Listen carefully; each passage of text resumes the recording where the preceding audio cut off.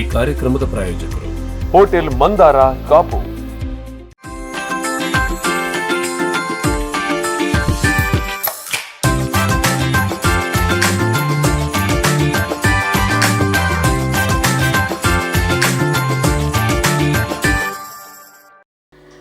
ನಮಸ್ಕಾರ, ನಾನು ನಿಮ್ಮ ದಿವ್ಯಾ.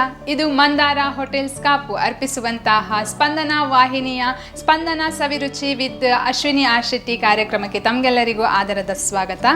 ಸೊ ಇವತ್ತು ನಮ್ಮ ಈ ಕಾರ್ಯಕ್ರಮದಲ್ಲಿ ನಮ್ಮ ಅಶ್ವಿನಿ ಮೇಡಮ್ ಅವರು ಏನು ಹೊಸತಾಗಿರುವಂತಹ ಡಿಫ್ರೆಂಟ್ ರೆಸಿಪಿಯನ್ನು ಹೇಳಿಕೊಡ್ತಾರೆ ಅಂತ ಅವರನ್ನೇ ಕೇಳೋಣ. ಮೇಡಮ್, ಕಾರ್ಯಕ್ರಮಕ್ಕೆ ಸ್ವಾಗತ.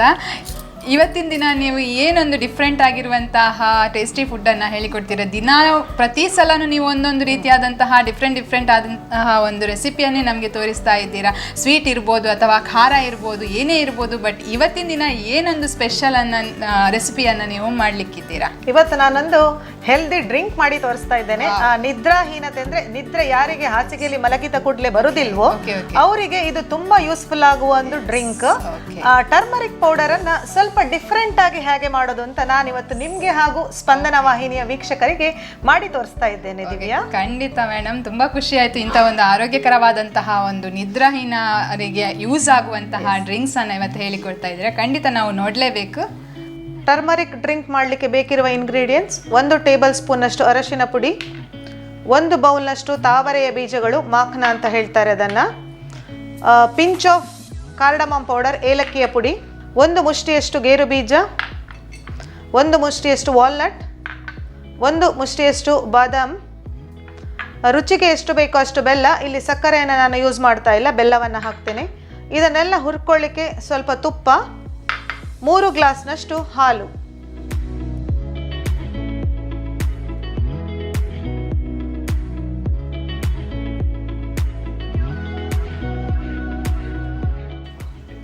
ಫಸ್ಟಿಗೆ ನಾನು ಇಲ್ಲಿ ಪ್ಯಾನನ್ನು ಬಿಸಿ ಆಗಲಿಕ್ಕೆ ಇಟ್ಟಿದ್ದೇನೆ.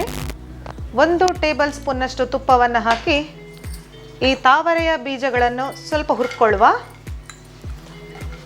ಕಲರ್ ಗೋಲ್ಡನ್ ಬ್ರೌನ್ ಆಗ್ತದೆ, ಕಾಯ್ತಾ ಬಂದ ಹಾಗೆ ಇದು, ಹಾಗೂ ಸ್ವಲ್ಪ ಅರೋಮ್ಯಾಟಿಕ್ ಆಗ್ತದೆ. ಈ ತಾವರೆಯ ಬೀಜ ಅಥವಾ ಲೋಟಸ್ ಸೀಡ್ಸ್ BP-ಯನ್ನು ಕಂಟ್ರೋಲ್ ಮಾಡುವಲ್ಲಿ ಪ್ರಮುಖ ಪಾತ್ರವನ್ನು ವಹಿಸ್ತದೆ. ಹಾಗೂ ಡಯಾಬಿಟಿಕ್ ಪೇಷಂಟ್ಸ್ ಇದನ್ನು ಡೈಲಿ ಕನ್ಸ್ಯೂಮ್ ಮಾಡಿದರೆ ಶುಗರ್ ಲೆವೆಲ್ ಕಂಟ್ರೋಲ್ ಆಗ್ತದೆ. ಹೃದಯ ರೋಗದ ಸಮಸ್ಯೆಯನ್ನು ಸಹ ಇದರಿಂದ ನಾವು ನಿವಾರಿಸಿಕೊಳ್ಳಬಹುದು. ಮಾಖನಾ ಸೀಡ್ಸ್ ಅಂತ ಹೇಳ್ತಾರೆ. ಎಸ್, ಕರೆಕ್ಟಾಗಿ ಇದು ಫ್ರೈ ಆಗಬೇಕು. ನಿದ್ರಾಹೀನತೆಯಿಂದ ಬಳಲ್ತಿರುವವರಿಗೆ ಈ ಡ್ರಿಂಕ್ ತುಂಬ ಹೆಲ್ಪ್ ಆಗ್ತದೆ. ರಾತ್ರಿ ಟೈಮಿಗೆ ಇದನ್ನು 1 ಗ್ಲಾಸ್ನಷ್ಟು ಮಾಡಿ ಕುಡಿದ್ರೆ ವಿದಿನ್ 5 ಮಿನಿಟ್ಸ್ ನಿದ್ರೆ ಬರ್ತದೆ.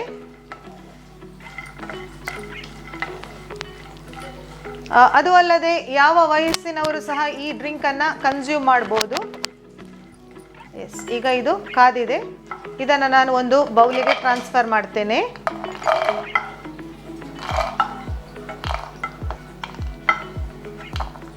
ಈಗ ಅದೇ ಬೌಲಿಗೆ ನಾನು ಬಾದಾಮಿಯನ್ನು ಹಾಕೊಂಡು ಹುರ್ಕೊಳ್ತೇನೆ.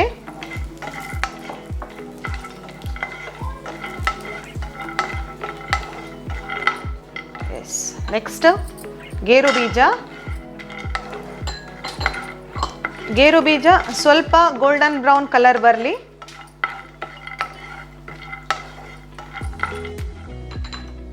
ಈಗ ವಾಲ್ನಟ್ ಅನ್ನು ಸಹ ಆ್ಯಡ್ ಮಾಡಿದೆ. ನಾನಲ್ಲಿ ಇಲ್ಲಿ ಅರಶಿನ ಪುಡಿಯನ್ನು ಯೂಸ್ ಮಾಡ್ತಾ ಇದ್ದೇನೆ. ಸಪೋಸ್ ಮನೆಯಲ್ಲಿ ಅರಶಿನ ಕೋಡಿದೆ, ಹಸಿಯಾಗಿದೆ ಅಥವಾ ಒಣಗಿದೆ ಹೇಳುವವರು ಅದನ್ನು ಸಹ ಆ್ಯಡ್ ಮಾಡ್ಕೊಳ್ಬಹುದು. ಎಸ್, ಈಗ ಚೆನ್ನಾಗಿ ಕಾದಿದೆ. ಇದನ್ನು ಸಹ ನಾನು ಟ್ರಾನ್ಸ್ಫರ್ ಮಾಡ್ಕೊಳ್ತೇನೆ ಬೌಲಿಗೆ. ಫ್ಲೇಮನ್ನು ಆಫ್ ಮಾಡಿದೆ. ಈ ಹುರಿದಿಟ್ಟಂತಹ ವಸ್ತುಗಳನ್ನು ಸ್ವಲ್ಪ ಮಿಕ್ಸಿಯಲ್ಲಿ ಪೌಡರ್ ಮಾಡಿಕೊಳ್ಳುವ. ಈಗ ಹುರಿದಿಟ್ಟಂತಹ ಇಂಗ್ರೀಡಿಯೆಂಟ್ಸನ್ನು ಮಿಕ್ಸಿ ಜಾರಿಗೆ ಟ್ರಾನ್ಸ್ಫರ್ ಮಾಡ್ತಾ ಇದ್ದೇನೆ. ಇದನ್ನು ನೀರನ್ನು ಹಾಕದೆ ಹಾಗೆ ನಾವು ಪೌಡರ್ ಮಾಡಿಕೊಳ್ಳುವ.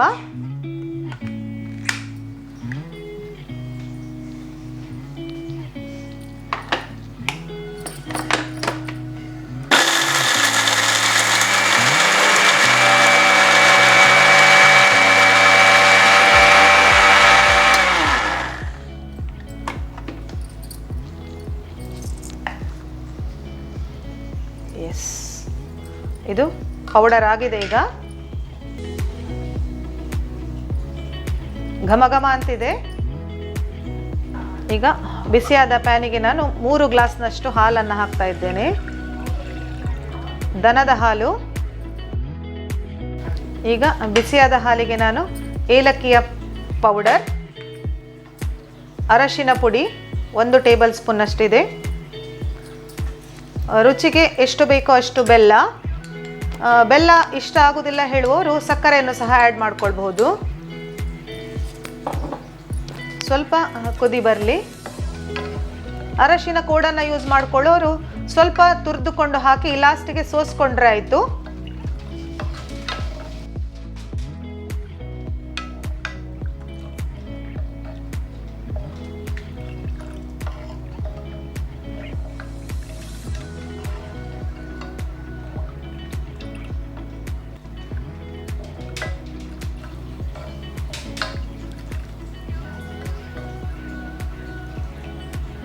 ಆಯುರ್ವೇದದಲ್ಲಿ ಅರಶಿನಕ್ಕೆ ತುಂಬ ಮಹತ್ವ ಇದೆ. ವೆಯ್ಟ್ ಗೈನ್ ಆಗಬೇಕು ಹೇಳುವವರು ಈ ಡ್ರಿಂಕನ್ನು ದಿನಕ್ಕೆ 2 ಬಾರಿ ಕುಡಿದ್ರೆ ವೆಯ್ಟ್ ಗೈನ್ ಆಗ್ತದೆ. ಎಸ್, ಈಗ ಕುದಿ ಬರ್ತಾ ಇದೆ. ಇದಕ್ಕೆ ನಾನು ಪುಡಿ ಮಾಡಿಟ್ಟಂತಹ ಮಿಶ್ರಣವನ್ನು 3 ಟೇಬಲ್ ಸ್ಪೂನ್ನಷ್ಟು ಆ್ಯಡ್ ಮಾಡ್ತೇನೆ. 3 ಗ್ಲಾಸ್ ಹಾಲಿಗೆ 3 ಗ್ಲಾಸ್ನಷ್ಟು ಪೌಡರ್.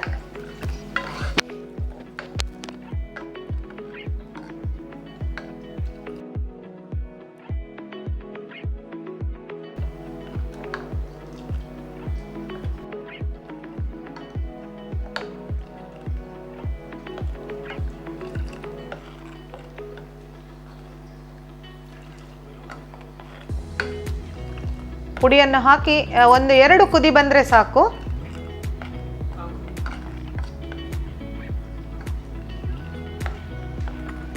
ಎಸ್, ಈಗ ರೆಡಿಯಾಗಿದೆ. ಬಿಸಿ ಬಿಸಿ ಟರ್ಮರಿಕ್ ಮಿಲ್ಕ್.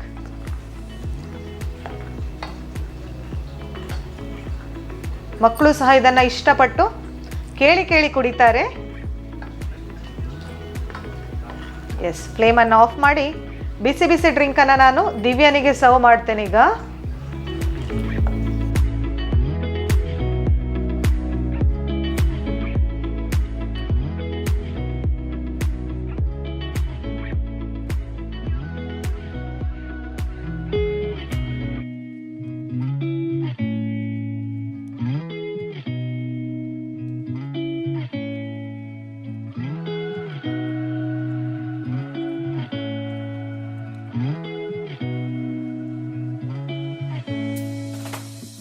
ದಿವ್ಯಾ, ಬಿಸಿ ಬಿಸಿ ಟರ್ಮರಿಕ್ ಮಿಲ್ಕ್ ರೆಡಿ ಆಗಿದೆ. ಟೇಸ್ಟ್ ಮಾಡಿ ನೋಡಿ. ಎಸ್ ವೀಕ್ಷಕರೇ, ಅಶ್ವಿನಿ ಮೇಡಮ್ ಅವರು ಇವತ್ತು ಬಿಸಿ ಬಿಸಿ ಆದಂತಹ ಟರ್ಮರಿಕ್ ಒಂದು ಮಿಲ್ಕನ್ನು ಕೊಟ್ಟಿದ್ದಾರೆ. ಅವ್ರ ಹತ್ರನೇ ಕೇಳುವ ಇದು ಯಾವುದಕ್ಕೆ ಹೆಲ್ಪ್ಫುಲ್ ಆಗ್ತದೆ ಅಂತೇಳಿ. ಓಕೆ ಮೇಡಮ್, ಇದು ಯಾವುದಕ್ಕೆಲ್ಲ ಹೆಲ್ಪ್ಫುಲ್ ಆಗ್ತದೆ?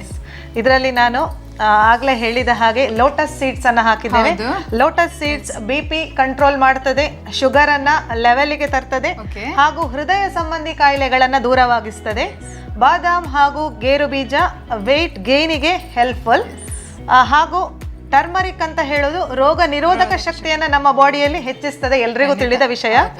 ನಮಗೆ ಕಫ ಆಗಲಿ ಶೀತ ಆಗಲಿ ಏನೇ ಇರಲಿ, ಹಿಂದಿನ ಕಾಲದವರು ಮಾಡ್ತಿದ್ದಂತಹ ಒಂದೇ ಮದ್ದು ಹಾಲಿಗೆ ಅಥವಾ ಬಿಸಿ ನೀರಿಗೆ 1 ಚಿಟಿಕೆಯಷ್ಟು ಅರಶಿನ ಪುಡಿಯನ್ನು ಹಾಕಿ ಕುಡಿತಾ ಇದ್ರು. ಸೊ ಅದೆಲ್ಲ ಟಿಪ್ಸ್ಗಳನ್ನು ನಾನು ಯೂಸ್ ಮಾಡಿಕೊಂಡು ಇವತ್ತು ಸ್ವಲ್ಪ ಡಿಫ್ರೆಂಟ್ ಆಗಿರುವ, ರುಚಿಕರವಾಗಿರುವ, ಆರೋಗ್ಯಕರವಾಗಿರುವ ಒಂದು ಡ್ರಿಂಕನ್ನು ರೆಡಿ ಮಾಡಿದ್ದೇನೆ. ಅದು ಅಲ್ಲದೆ ನಾನು ಇದರಲ್ಲಿ ಬೆಲ್ಲವನ್ನು ಯೂಸ್ ಮಾಡಿದ್ದೇನೆ, ಸಕ್ಕರೆಯನ್ನು ಅವಾಯ್ಡ್ ಮಾಡಿದ್ದೇನೆ. ಸೊ ಡಯಟ್ ಮಾಡುವವರಿಗೆ ಇದು ಯೂಸ್ಫುಲ್ ತುಂಬಾ. ಹಾಗಾಗಿ ಹೇಗಾಗಿದೆ ಅಂತ ನೀವು ವೀಕ್ಷಕರಿಗೆ ಟೇಸ್ಟ್ ಮಾಡಿ. ಮತ್ತೆ ಡಿಫ್ರೆಂಟ್ ಆಗಿ ಒಂದು ತಾವರೆ ಬೀಜ ಅದನ್ನು ನೀವು ಯೂಸ್ ಮಾಡಿದ್ದೀರಾ, ಅದು ನಾನು ಫಸ್ಟ್ ಟೈಮ್ ಟೇಸ್ಟ್ ಕೂಡ ಮಾಡಲಿಲ್ಲ. ನಮ್ಮ ಇಲ್ಲಿಯವರಿಗೆ ಸಾಧಾರಣವಾಗಿ ಅದರದ್ದು ಉಪಯೋಗಗಳು ಗೊತ್ತಿಲ್ಲ. ಇದರಿಂದ ತುಂಬಾ ರೆಸಿಪೀಸ್ ಉಪಯೋಗ ಕೂಡ ಮಾಡ್ತಾರೆ ಅನ್ನೋದು ಗೊತ್ತಿಲ್ಲ. ಇದರಿಂದ ನಾವು ಪಾಯಸವನ್ನ ಮಾಡ್ಕೊಳ್ಬಹುದು, ಉಂಡೆಯನ್ನ ಮಾಡ್ಕೊಳ್ಳಬಹುದು, ತುಂಬಾ ಟೇಸ್ಟ್ ಆಗಿರ್ತದೆ. ತುಂಬಾ ವಿಧ ವಿಧವಾದ ರೆಸಿಪೀಸ್ ಅನ್ನ ನಾವು ಇದರಿಂದ ಟ್ರೈ ಮಾಡ್ಕೊಳ್ಬಹುದು. ಖಂಡಿತ. ಓಕೆ ವೀಕ್ಷಕರೇ, ಈಗ ನಾನು ಇದನ್ನು ಟೇಸ್ಟ್ ಮಾಡಲೇಬೇಕು. ಅಂದರೆ ಇಷ್ಟೊಂದು ಆರೋಗ್ಯಕರವಾಗಿರುವಂತಹ ಒಂದು ಡ್ರಿಂಕ್ ನನ್ನ ಕೈಯಲ್ಲಿ ಇದೆ.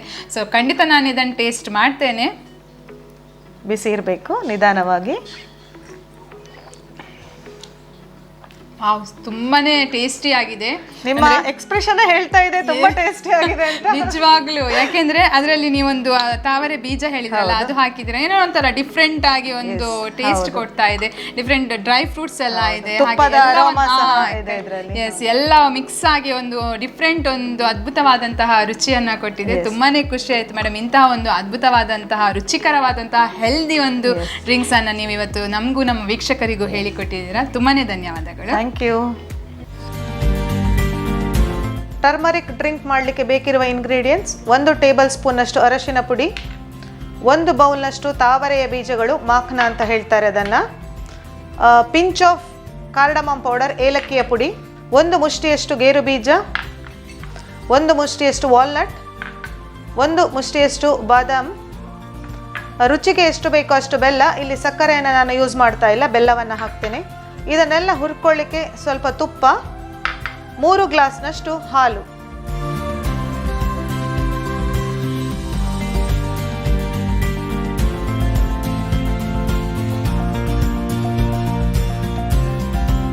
ಫಸ್ಟಿಗೆ ನಾನು ಇಲ್ಲಿ ಪ್ಯಾನ್ ಅನ್ನು ಬಿಸಿ ಆಗ್ಲಿಕ್ಕೆ ಇಟ್ಟಿದ್ದೇನೆ.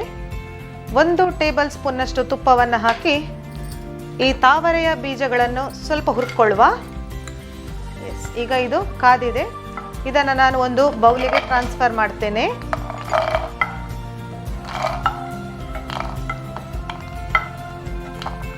ಈಗ ಅದೇ ಬೌಲಿಗೆ ನಾನು ಬಾದಾಮಿಯನ್ನು ಹಾಕೊಂಡು ಹುರ್ಕೊಳ್ತೇನೆ. ನೆಕ್ಸ್ಟ್ ಗೇರು ಬೀಜ ಸ್ವಲ್ಪ ಗೋಲ್ಡನ್ ಬ್ರೌನ್ ಕಲರ್ ಬರಲಿ. ಈಗ ವಾಲ್ನಟ್ಟನ್ನು ಸಹ ಆ್ಯಡ್ ಮಾಡಿದೆ. ಈಗ ಚೆನ್ನಾಗಿ ಕಾದಿದೆ. ಇದನ್ನು ಸಹ ನಾನು ಟ್ರಾನ್ಸ್ಫರ್ ಮಾಡ್ಕೊಳ್ತೇನೆ ಬೌಲಿಗೆ. ಈ ಹುರಿದಿಟ್ಟಂತಹ ವಸ್ತುಗಳನ್ನು ಸ್ವಲ್ಪ ಮಿಕ್ಸಿಯಲ್ಲಿ ಪೌಡರ್ ಮಾಡ್ಕೊಳ್ಳುವ. ಇದು ಪೌಡರ್ ಆಗಿದೆ.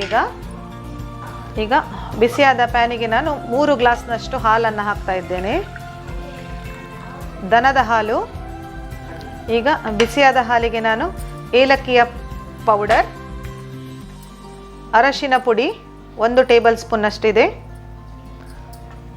ರುಚಿಗೆ ಎಷ್ಟು ಬೇಕೋ ಅಷ್ಟು ಬೆಲ್ಲ. ಬೆಲ್ಲ ಇಷ್ಟ ಆಗೋದಿಲ್ಲ ಹೇಳುವವರು ಸಕ್ಕರೆಯನ್ನು ಸಹ ಆ್ಯಡ್ ಮಾಡ್ಕೊಳ್ಬಹುದು. ಅರಶಿನ ಕೋಡನ್ನು ಯೂಸ್ ಮಾಡ್ಕೊಳ್ಳೋರು ಸ್ವಲ್ಪ ತುರಿದುಕೊಂಡು ಹಾಕಿ ಲಾಸ್ಟಿಗೆ ಸೋಸ್ಕೊಂಡ್ರೆ ಆಯಿತು. ಈಗ ಕುದಿ ಬರ್ತಾ ಇದೆ. ಇದಕ್ಕೆ ನಾನು ಪುಡಿ ಮಾಡಿಟ್ಟಂತಹ ಮಿಶ್ರಣವನ್ನು 3 ಟೇಬಲ್ ಸ್ಪೂನ್ನಷ್ಟು ಆ್ಯಡ್ ಮಾಡ್ತೇನೆ. 3 ಗ್ಲಾಸ್ ಹಾಲಿಗೆ 3 ಗ್ಲಾಸ್ನಷ್ಟು ಪೌಡರ್. ಪುಡಿಯನ್ನು ಹಾಕಿ 1-2 ಕುದಿ ಬಂದರೆ ಸಾಕು.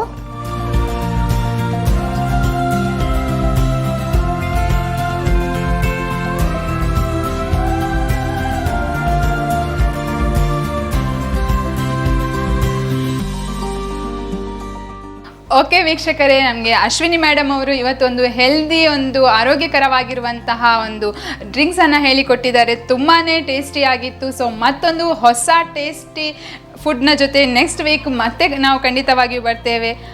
ಇದು ಮಂದಾರ ಹೋಟೆಲ್ಸ್ ಕಾಪು ಅರ್ಪಿಸುವಂತಹ ಸ್ಪಂದನ ಸವಿರುಚಿ ವಿತ್ ಅಶ್ವಿನಿ ಆರ್ ಶೆಟ್ಟಿ ಕಾರ್ಯಕ್ರಮ. ಸೊ ನಿರಂತರವಾಗಿ ನೋಡ್ತಾ ಇರಿ ನಿಮ್ಮೆಲ್ಲರ ನೆಚ್ಚಿನ ಸ್ಪಂದನ. ಧನ್ಯವಾದಗಳು.